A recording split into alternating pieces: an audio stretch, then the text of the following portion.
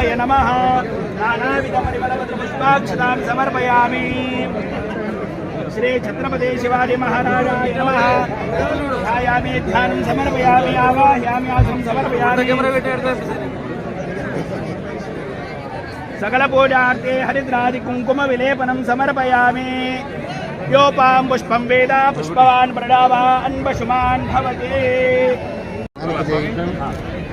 ओम या प्रणेर्या आपला पुष्पाया पुष्पणेः बृहस्पति प्रचोदयात् सानो ओम इंजन्दो हसः।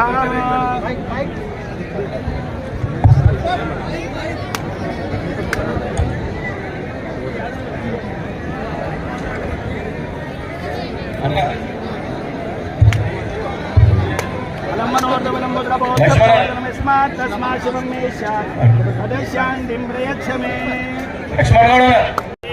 यथा सदपितरे असन्नप्रायो रक्षिता। छत्रपति शिवाजी महाराज की, छत्रपति शिवाजी महाराज की, छत्रपति शिवाजी महाराज की। जय भवानी,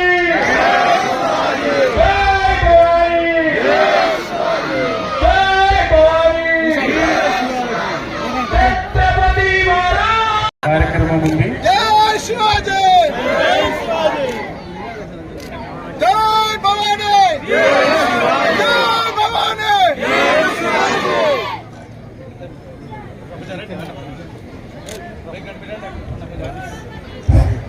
దయచేసి శివాజీ గర్జన ఎవరైతే చెప్పాలనుకున్నారో ఇది ముందుకు రండి.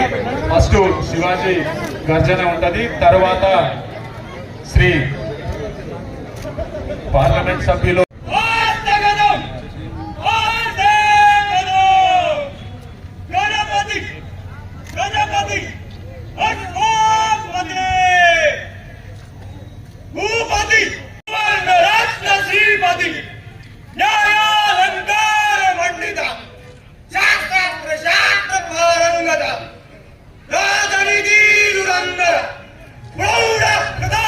పాల్గొనవలసిందిగా కోరుకుంటున్నాం. దయచేసి గ్రామ పెద్దలు మరియు నాయకులు, యువకులు ఇట్టి కార్యక్రమానికి ఇంత భారీ సంఖ్యలో వచ్చి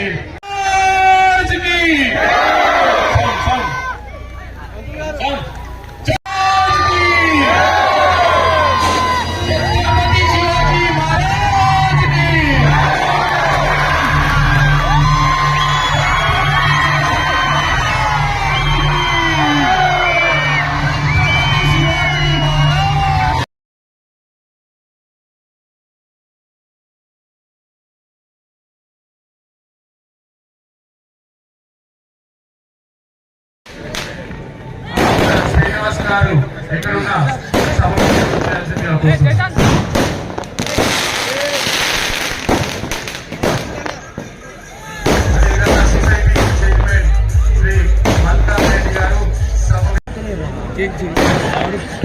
ఇప్పుడు కమిటీ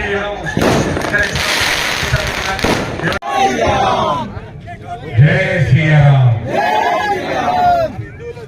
జై భవానీ.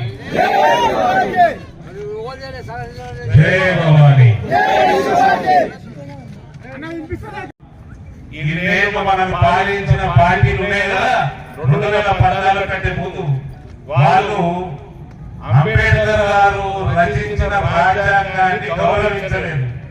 గౌరవించినోడు ఎవరు? ఇవాళ అభినవ శివాజీ ఎవరు? ఈ population control, uniform civil code భారతదేశంలో అమలు చేసే రోజు ఇప్పుడు అర్థమైనా శివాజీ అవసరం మన దేశానికి ఇప్పుడు కూడా ఉన్నదని. ముగ్గురు శివాజీ వచ్చారు కాబట్టి రాముడు అయోధ్యకి వాపస్ వచ్చింది.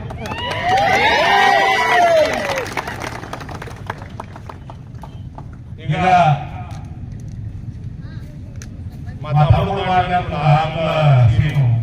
సీనే కదా, ఇప్పుడు ఎడపల్లికి నేను ఎప్పుడు రాగలను మస్తుసార్లు వచ్చిన మీ ఎడపల్లి మండలానికి 30 కోట్ల రూపాయల తీసుకొచ్చిన అవితోటి అనేక కార్యక్రమాలు ఇక్కడ ఇనాగరేషన్ చేసిన, ఫౌండేషన్స్ ఎమ్మెల్యే ఆనాటి ఎమ్మెల్యే కత్తిరించడానికి రాకపోతే వచ్చేటట్టు చేసిన, నేను వచ్చినా వచ్చేటట్టు చేసిన, నువ్వు ఎటువైనావో అప్పుడు తెలియదు.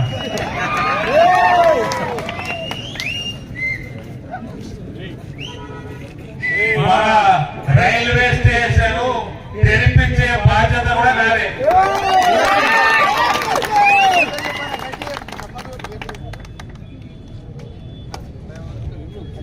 దానికంటే ఇంకేమని హోలీగా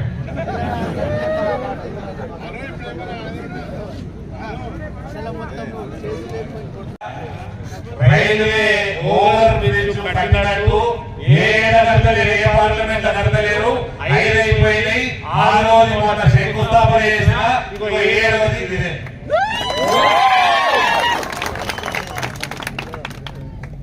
ఆరుమూర్ల మూడు మాధవ నగర్ని అది నేను చిన్నప్పటి నుంచి అది ఓల కడతారు ఓల కట్టకపోయి నేను పెద్దగా చెప్పాను.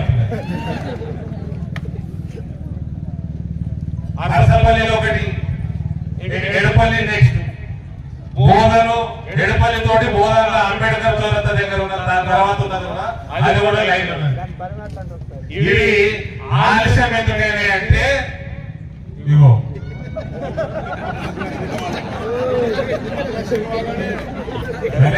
కాషాయం పెట్టిలో ఏమంటలేదు, మన హిందూ సోదరుడే కదా.